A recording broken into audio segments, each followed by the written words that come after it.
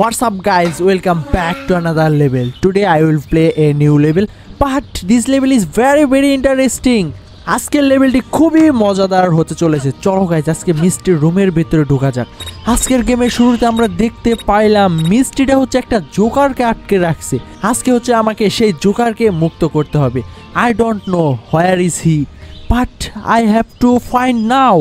চলো গাইস আস্তে আস্তে আমরা হচ্ছে মিষ্টির সেই টিউটোরিয়াল রুমে ঢোকা যাক। এই তো গাইস আমরা অলরেডি মিষ্টির সেই টিউটোরিয়াল রুমে ঢুকে গিয়েছি, আর এইখানে একটা কাটিং প্লায়ার ছিল। আমরা অলরেডি সেই কাটিং প্লায়ার্সটাও নিয়ে নিয়েছি। এবার হচ্ছে আমাকে এই কাটিং প্লায়ার্সটা নিয়ে সেই মিষ্টির রুমে যাইতে হবে। I have to go. এই তো গাইস আমরা অলরেডি মিষ্টির রুমের কাছাকাছি চলে এসে পড়ছি, আর আমরা মিষ্টির রুমের ভিতরেও ঢুকে গেছি। কিন্তু এখানে আমাকে কি নিতে বলতেছে আই ডোন্ট নো। চলো গাইস আগে এই আলমারির দরজাগুলো খোলা যাক, আর দেখি গাইস এটার ভিতর থেকে কিছু পাই কিনা। ও গাইস এখানে একটা হ্যাঙ্গার। আমি এই হ্যাঙ্গারটাকে কেটে কুটে এমন পজিশন করব যেন কোথাও একটা চাবি পড়ে গেলে আমরা সেই চাবিটাকে তুলতে পারি। চলো গাইস এবার মিষ্টির বাথরুমে যাওয়া যাক। এই তো গাইস আমরা অলরেডি মিষ্টির বাথরুমে প্রবেশ করেছি, আর মিষ্টির বাথরুমের ভিতরে পানি যাওয়ার টার্নেলে সেখানে মিষ্টির সেই চাবিটা ফেলে রাখে, মানে এই চাবিটা লুকায় রাখে। আমরা এবার হচ্ছে চাবিটা নিয়ে শেড রুমে যাইতে হবে, কারণ আমাকে ওইখানে একটা কাটার্স খুঁজতে হবে, যে কাটার্সটা দিয়ে আমরা হচ্ছে সেই জোকারকে মুক্ত করব। চলো গাইস এবার বাড়ির বাইরে যাওয়া যাক।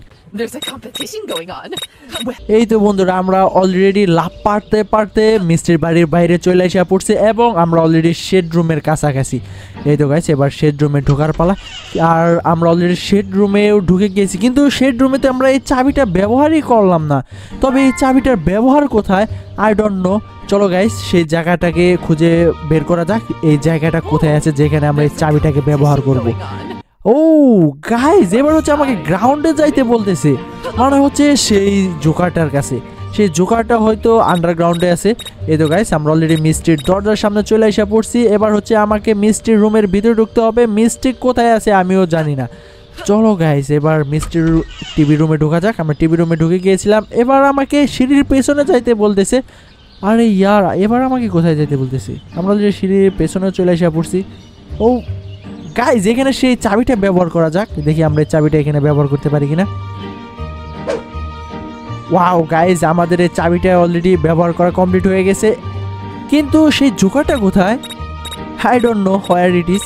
চলো গাইস এবার নিচে যাওয়া যাক। আমরা অলরেডি নিচেও চলে এসে পড়ছি, কিন্তু সেই জোকার, ও গাইস এই তো আমরা সেই জোকারটাকে পেয়ে গেছি। মিস্ট্রিটা হচ্ছে একে শিকল দিয়ে বন্দি করে রাখছে। চলো গাইস এই জোকারটাকে মুক্ত করা যাক। এই তো গাইস আমার কাছে সেই কাটারটা রয়েছে, আমরা সেই কাটারটা দিয়ে মিষ্টির সেই জোকারটাকে যে তালা দিয়ে আটকে রাখছিল সেই তালাটাকে আমরা কেটে দিয়েছি। এবার হচ্ছে আমাকে পলাতে পারে। Yeah Mishti has seen me, I have to run নাও।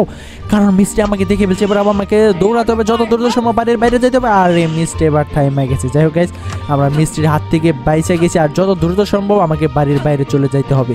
এই তো গাইস আমরা অলরেডি মিষ্টির বাড়ির বাইরেও চলে এসে পড়ছি জাম্প করে, আর আমাকে এইখানে কিছুক্ষণ ওয়েট করতে হবে মিষ্টিটা যতক্ষণ না পর্যন্ত তার বাথরুমে যায়। চলো গাইস এবার এখানে কিছুক্ষণ দাঁড়ানো যাক।